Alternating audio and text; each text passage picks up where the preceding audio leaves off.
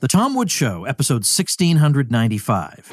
Prepare to set fire to the index card of allowable opinion. Your daily dose of liberty education starts here. The Tom Woods Show. All you men out there, remember you get a close, smooth, comfortable shave every time without breaking the bank with the official razor of the Tom Woods Show, Harry's. Get a Harry's trial set delivered to your doorstep by going to harrys.com/woods.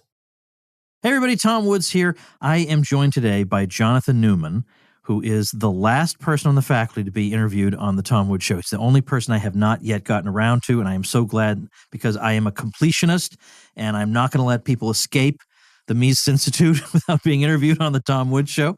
So, Jonathan, welcome. Jonathan's an economist. We're going to talk about his background in just a minute. Glad to have you. Thanks for having me. All right, so I know where you teach, but they don't. So where do you teach? I teach at Bryan College, which is in Dayton, Tennessee, just north of Chattanooga. It's a small, private Christian liberal arts college in Tennessee. Is it drivable to here? Did you drive? Yeah, it's about 4 hours driving. Oh, it's nothing at all. Yeah. Okay, all right. You do have to go through Atlanta, which is, it's getting more and more dangerous to travel through Atlanta these days. Oh, okay. Now, you look like a pretty young guy to me. Can I ask? Yeah. I'm 32.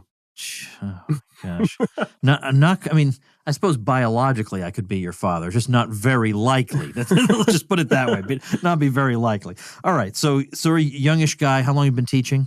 See, I started teaching at Auburn I was a graduate teaching assistant. I think that was 2012. They put me in the classroom by myself.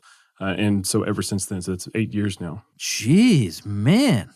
You were teaching when you were but a pup. Yeah, it was really good that they put the graduate students in the classroom because it allowed them to develop a lot of teaching skills really early on in the program. Yeah.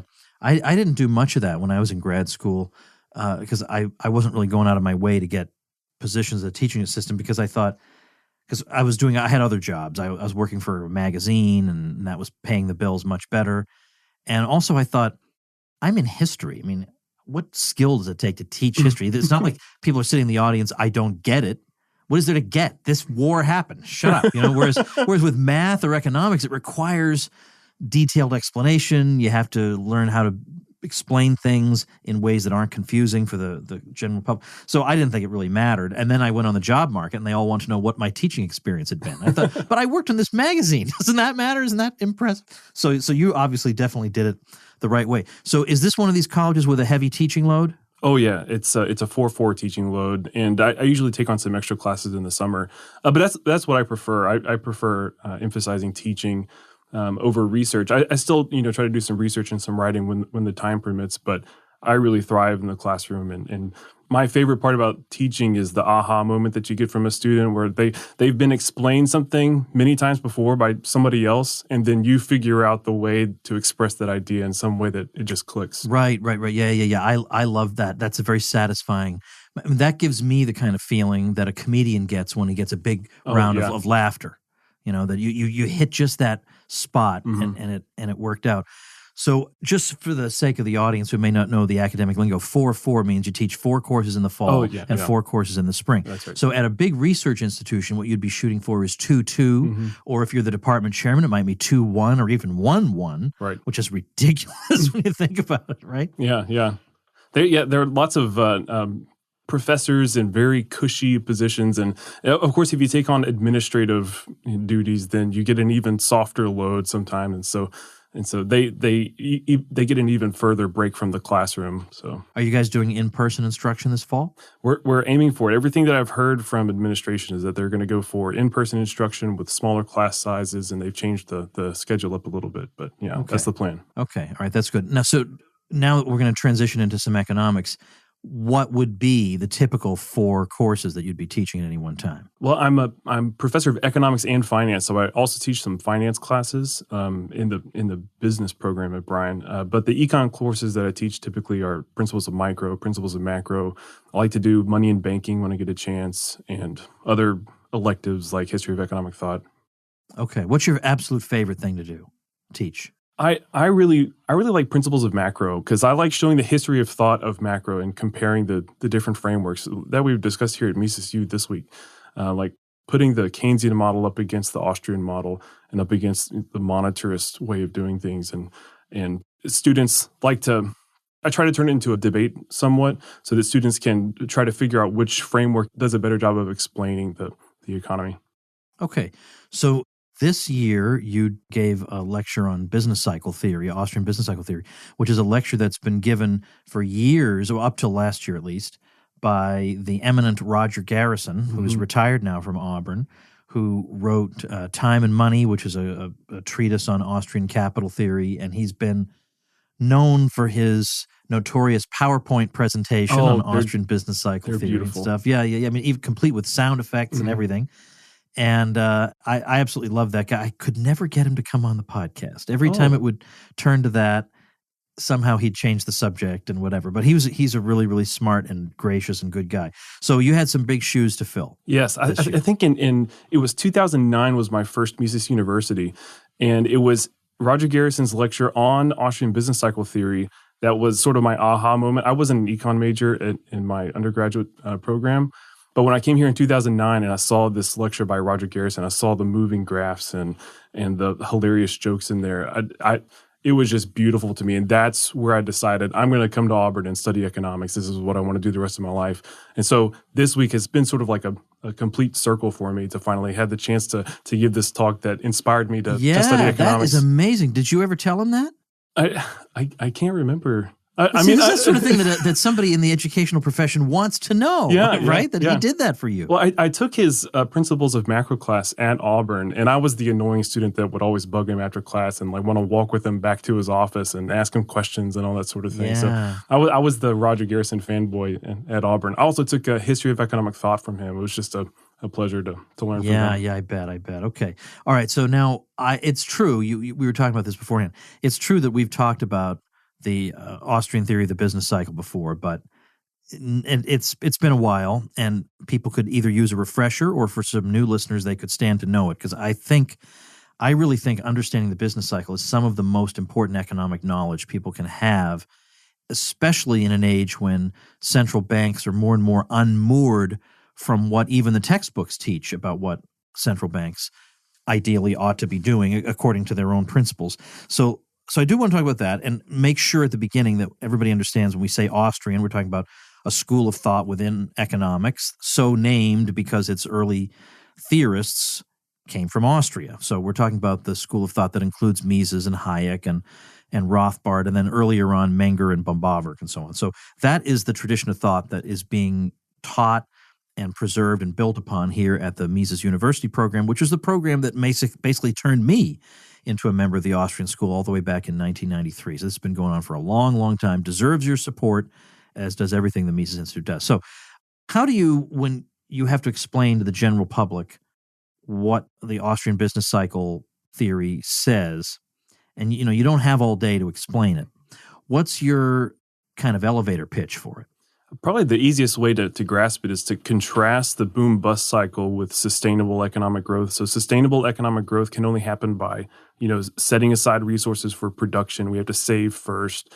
And that's what allows entrepreneurs to take those saved resources and expand production. And it's all sustainable, and entrepreneurs are correctly responding to what consumers are doing in terms of saving and consuming. So we contrast that sort of framework, that way of thinking about economic growth, with the boom-bust cycle in which entrepreneurs are sort of tricked. It looks like there are saved resources, but there actually aren't. And the trick or the disguise comes from credit markets, where the central bank or the fractional reserve banking system has increased the supply of loanable funds. The interest rate is pushed below the normal rate, and so entrepreneurs expand production in such a way that isn't in accord with what consumers have actually said, and that's why it's unsustainable. Was that short enough? No, that was pretty good. Now, that's a very Garrisonian approach, because I remember in his presentation he said, and I think here he might have been appealing to Hayek when he said that in order to understand why things go wrong, we first have to understand why they could ever go right. Yeah, that's a Hayek quote. Yeah. And so to understand the role that the rate of interest plays is key to understanding what breaks down, because when the rate of interest is allowed to perform its function, it is in effect alerting entrepreneurs to certain things. It's making clear that it tells them something about people's preferences, and not just what they want to consume, but when they want to consume it. Right. And so getting this time dimension right is very important because it influences the kind of, not just the amount, but the kind of investments they make. Now, you can tell me if you think this analogy works, but I've tried to get people to see the role that lowering interest rates can play by having them think about their own 30-year mortgages. Because let's say you had, when you have let's say a 1-year mortgage, well, most of those payments are going to be principal. The interest rate is not going to play a huge role there. But if that loan is extended for 30 years, because you've looked at your statements, that the first years of paying that mortgage, it's almost all interest. Yeah, it's painful to see how little progress painful, you're making against that giant loan. And so when you're dealing with a 30-year payment and the interest rate comes down even slightly, it can make a very significant impact on your life. And so likewise, when interest rates are sort of artificially pushed down, it can make, artificially or real, it makes entrepreneurs think, well, now I can more afford that longer-term project. I can afford to finance that longer-term project. So it makes them do different kinds of things, not just more of the same thing. Right. And I talked about business cycle theory with Professor Salerno, who's in charge of Mises U here. And he actually tries to de-emphasize or take the focus off the interest rate as a number by itself, because it's not – because somebody could respond and they could say, well, why don't just, entrepreneurs wise up to this? Why don't they just realize, interest rates don't always reflect consumer time preferences? And so Salerno talks about the income effect, that the actual availability of funds is there for entrepreneurs to take. And that availability of funds does not reflect additional saved resources. So it's not just the interest rate. It's also just the sheer availability of brand new green slips of paper that didn't exist before. Right. So in fact, I think this may have come from a lunchtime conversation I had with Joe years ago, where he was trying to put flesh and blood onto the theory to make it more understandable. And he was saying, let's think about a situation where things go right. And let's say people save more, and as a result, interest rates come down. So when they save more, two things come from this. Number one, saving more means I'm not blowing my entire paycheck in the present immediately. I'm deferring some purchases for the future.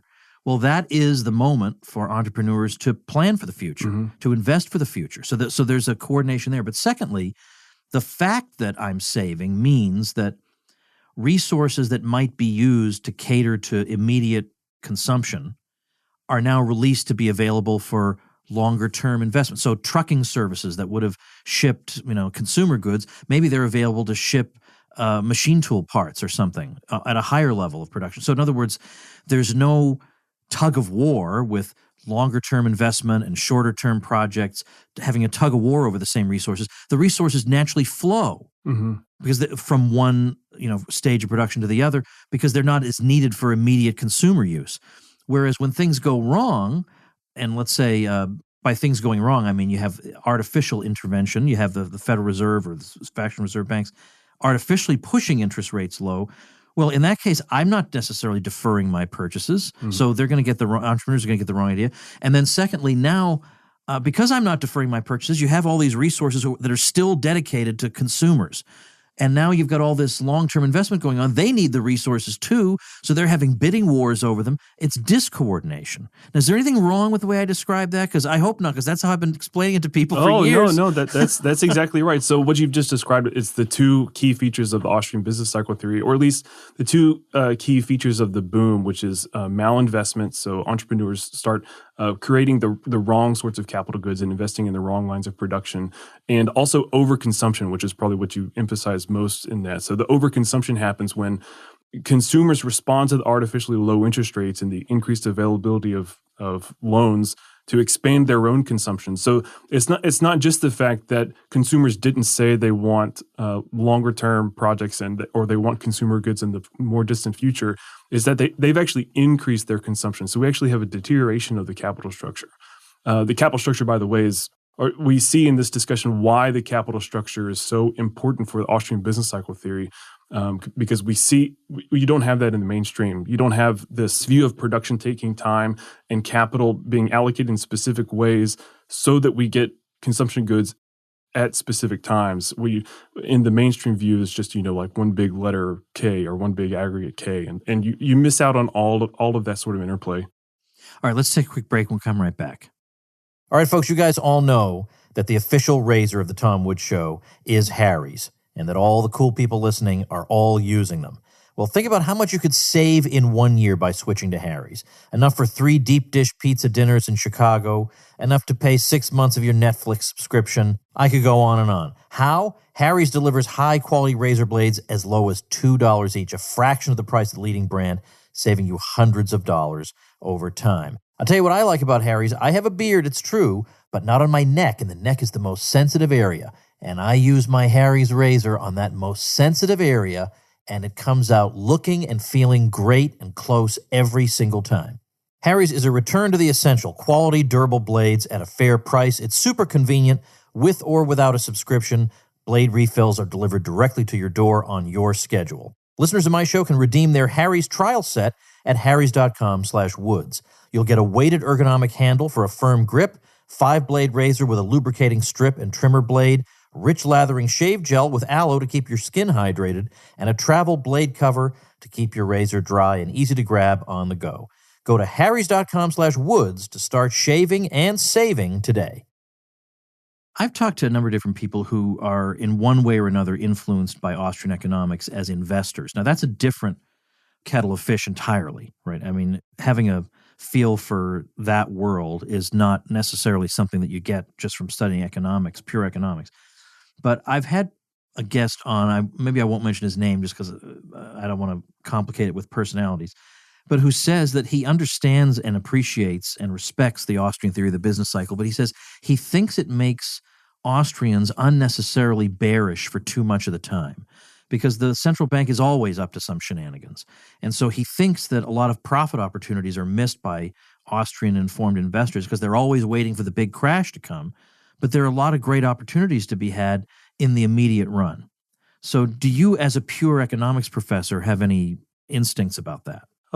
That's true to an extent. In fact, I've seen a few investment newsletters where the author is informed about Austrian business cycle theory, and the goal is the timing. So there are profits to be had during the boom phase of the business cycle.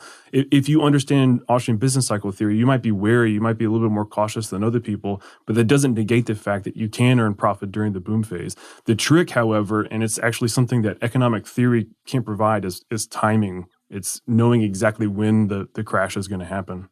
Yeah, and then also there's the question of, obviously not everything gets wiped out in the bust. Some things will not only survive but thrive, and the question is there a way to get a handle on what those things will be?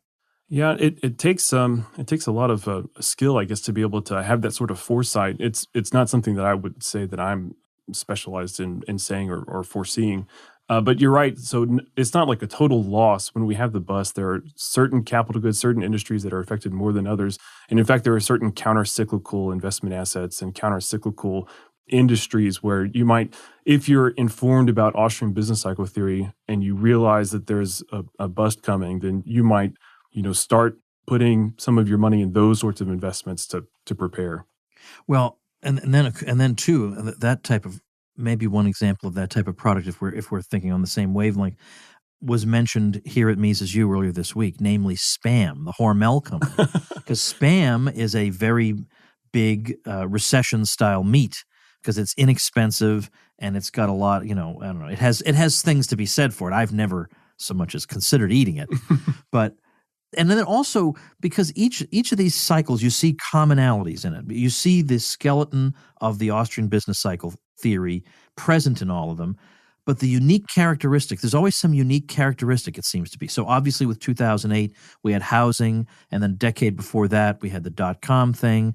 And so the way Roger Garrison used to put it is that whatever the big thing is at the time, so maybe in the 20s, communications of some sort, whatever the big thing is, will be kind of deformed and blown out of proportion during the artificial boom. Yeah, the way the boom and the bust actually plays out depends on sort of the vagaries of history. What sort of things are people interested in? Probably most importantly is where is the government involved? So we saw in the lead up to the housing bubble, we saw the federal government was encouraging lots and lots of home ownership. Yeah. And so we can speculate what sort of things might be a bubble right now. And probably the best place to look would be what sort of thing is the federal government encouraging a lot of. Some people might mention getting a new car. So there was the Cash for Clunkers program, but we've seen auto loans have increased. Also student loans. There's been lots and lots of federal government encouragement for people to borrow lots of money to go to college. Yeah. So we definitely have those things. So how does knowledge of to me, a knowledge of Austrian business cycle theory is important because it's just good to know how the world works rather than not to know. But it's also important for us to defend ourselves against accusations against the free market that, it just goes to show we leave you people to your own devices and look what happens.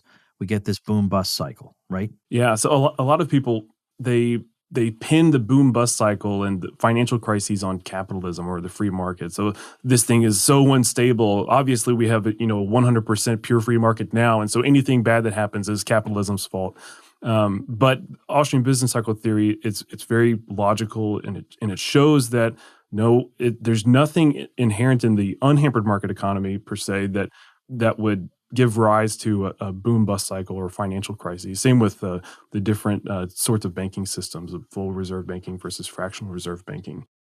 There's an article that somebody who normally teaches here, Lucas Engelhardt from Kent State, wrote about trying to answer one of the objections to Austrian business cycle theory that you hit on earlier, which was that why don't entrepreneurs get wise to this? If the Federal Reserve is artificially lowering interest rates, why don't they realize, okay, wait a minute, I better be careful here. I better tread really carefully and not be reckless. And there have been numerous replies to this, and apparently Joe has his own kind of reply, but I can think of there's one, there's like a prisoner's dilemma thing where there's an argument that if everybody else is expanding during the boom and I don't, then I'm going to suffer relatively to them. So I better jump into it, even if it's against my better judgment. But what Lucas said in his article was something like, it's not that entrepreneurs become fools. It's that fools become entrepreneurs during this time. I mean, what do you think about that? Yeah, that makes sense to me. So what the artificially low interest rates do and what the expanded availability of loans does is that it not only do the existing set of entrepreneurs now have new projects that they can undertake, but it also gets those marginal entrepreneurs that might not be as good as their fellow entrepreneurs. Right. So it gets those people to come in and participate in the boom production. Exactly. There's more credit available. Mm-hmm. And given that at any one time, now you're the banking expert, but it seems to me that at any one time, a bank, to make as much profit as possible, is lent out to the extent that it can find creditworthy borrowers. So in other words, if there's an additional injection of credit, by definition, any additional loans, therefore, are going to borrowers who were not of the original standard. Yeah, so that logic applies on the consumption borrowing side, so consumers who are borrowing, but also producers who would borrow. Yeah, same exact logic. Yeah. Is there anything on this subject that you've written that's not behind a paywall? Oh, I've written about Austrian business cycle theory for Mises.org a few times. So if somebody just searches for my name on the Mises... Well, I'll find it. I'll put them on the show notes page, tomwoods.com/1695 is where we'll have some stuff on this. Do you think there are any weaknesses in it? Is there any part of it that you wish we could shore up better? Well, I think that there has been some unprecedented changes in central bank policy very recently, not just since the last financial, or I shouldn't say that anymore, the 2008, 2009 recession and financial crisis, but also just in the past few months, there have been some pretty significant changes in the way the central bank does monetary policy. And I think that there's some room in the literature for us to make sure that what the central bank is doing is taken into account in Austrian business cycle theory. One good example of this is the central bank has started paying interest on excess reserves, which is a brand new policy that they didn't have before. And one effect of that is that new money, new bank reserves that enters the economy doesn't necessarily leave the banking system. It doesn't necessarily come out and turn into malinvestment and overconsumption. And so that's something that we should take into account. Joe Salerno has a great paper called Reformulation of Austrian Business Cycle Theory, in which he's taken into account some of these sorts of things. Yeah, you know what? I'm going to also link to that paper. It's a great one. Really do. Now, do you know, has that been published? It was a working paper when I first read it. It's published. All right, I'll find it. I'll put it at tomwoods.com/1695. Do you have a faculty page at your, or do you have a website of your own or a faculty page over at Bryan? Yeah, I have a faculty page at Bryan College. But in terms of if people are looking for things that I've written, the best place to go would be Mises.org. Okay, all right. I'll put your article archive up at tomwoods.com/1695. All right, now we're going to resume the program. So thanks for your time, Jonathan. I appreciate it. Well, thank you for having me. All right, everybody, that's going to do it for today. If you like this sort of topic and you're interested in more about the Federal Reserve in ways that the average person can understand, that goes into more detail about the damage the Fed does and also answers some of the objections from the defenders of the Fed, saying the Fed's actually a great thing, then I recommend, if you don't have it already, my free ebook, Our Enemy the Fed, and you can pick that up at ourenemythefed.com. See you tomorrow. Become a smarter libertarian in just 30 minutes a day. Visit tomwoods.com to subscribe to the show for free, and we'll see you next time. Like the sound of The Tom Woods Show? My audio production is provided by Podsworth Media. Check them out at podsworth.com.